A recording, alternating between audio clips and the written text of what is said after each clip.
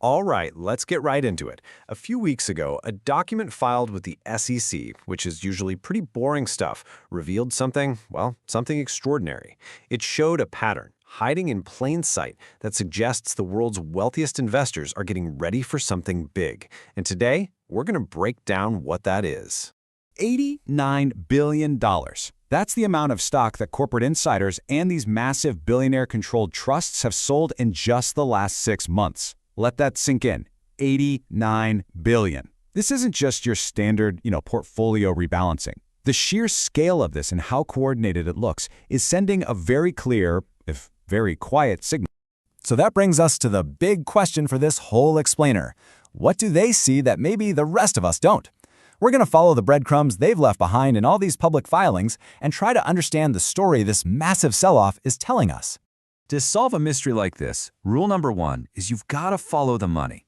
So let's take a look at who exactly is selling, and maybe even more important, what are they selling? The names and numbers here are just staggering. You've got Jeff Bezos dumping $8.5 billion of Amazon stock in just 9 days. Mark Zuckerberg, $500 million from Meta. But the one that really makes you stop and think is Jamie Dimon. For the first time since 2005, the CEO of JP Morgan is selling stock in his own bank. Think about that. He held on for nearly 2 decades, through booms and busts, and decided now is the time to sell. That's not just diversification, folks. That's a statement. And when you look at the data, the selling isn't random at all. It's incredibly targeted.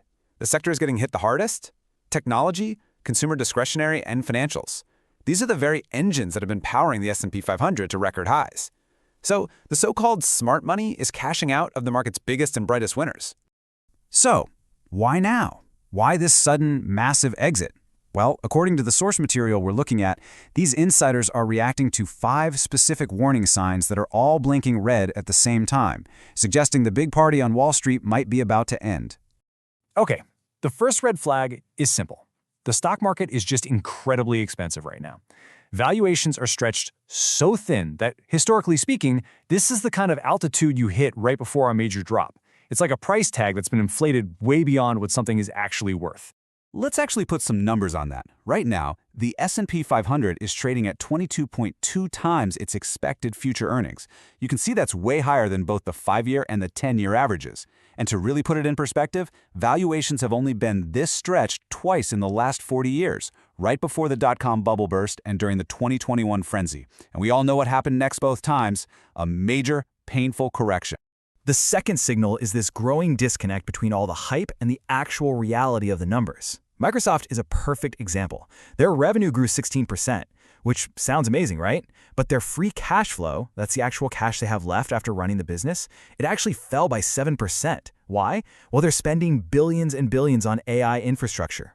It seems like insiders are selling while the AI hype is at its peak because they're not willing to wait around to see if those huge bets ever actually pay off. Red flag number 3 is something called market concentration. Think of it like this. The entire market rally is basically standing on just a few very tall, very thin pillars.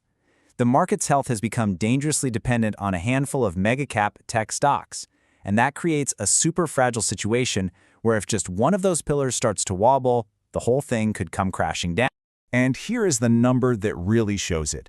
A mind-boggling 32% of the S&P 500's total value is concentrated in just 7 companies. That is the highest it's been since the 1970s. When everybody owns the same few stocks, any real selling can trigger a domino effect. All those index funds are then forced to sell their biggest holdings, which pushes those prices down even faster. It's a dangerous spiral.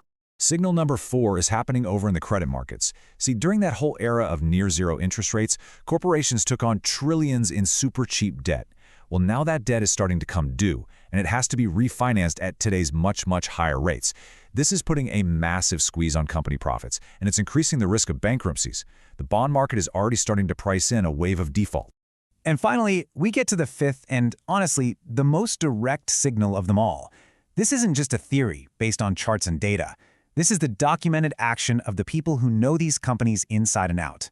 The insiders themselves are dumping their own stock at a historic rate. And that, well, that's probably the loudest warning of them all. Take a look at this chart.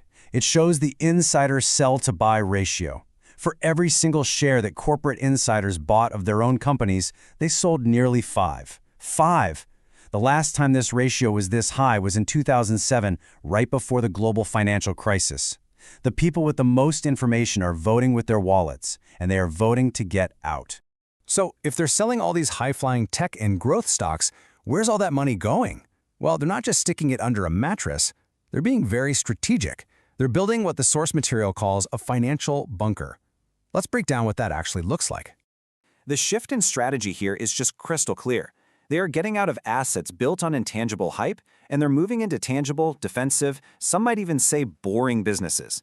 They are trading high-risk, high-growth potential for reliable, recession-proof assets that actually generate real, predictable cash flow. And these are the specific kinds of assets they're buying up. Bill Gates, for instance, his foundation has been upping its stake in companies like Waste Management and Canadian National Railway. I mean, think about it. People need to get rid of trash, and goods need to be moved on trains whether the economy is booming or busting. And then, of course, there's Berkshire Hathaway, and just plain old cash, positions designed to protect your capital and give you firepower when things go on sale. This quote really gets to the heart of the strategy, especially for someone like Warren Buffett. Berkshire Hathaway is sitting on over $325 billion in cash. Why? It's not because he can't find anything to buy. It's because he can't find anything at a price he likes.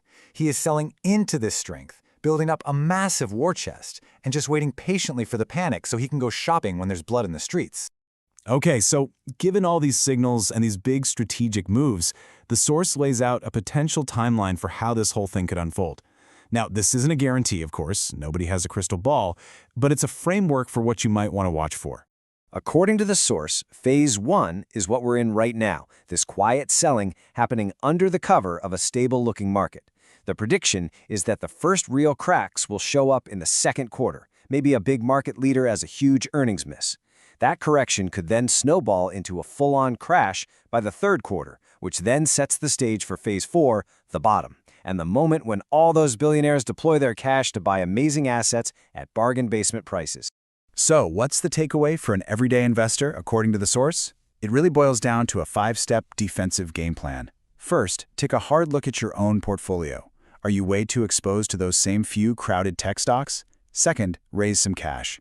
That gives you options and buying power later. Third, think about shifting into more defensive sectors. Fourth, and this is a huge one, avoid leverage at all costs. In a down market, debt is an anchor that will sink you fast. And finally, consider owning some real, physical assets as a tangible store of value.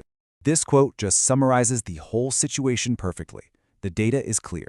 It shows a pattern of the most informed investors in the world systematically taking risk off the table and preparing for a storm. Their actions are speaking way, way louder than any interview they'll give on TV. And that really leaves us with this final question. On one hand, you've got the day-to-day chatter from the financial media telling you everything is fine, don't worry. But on the other hand, you have $89 billion in documented sales from the very people who have built fortunes by getting these huge calls right. Their actions are the warning.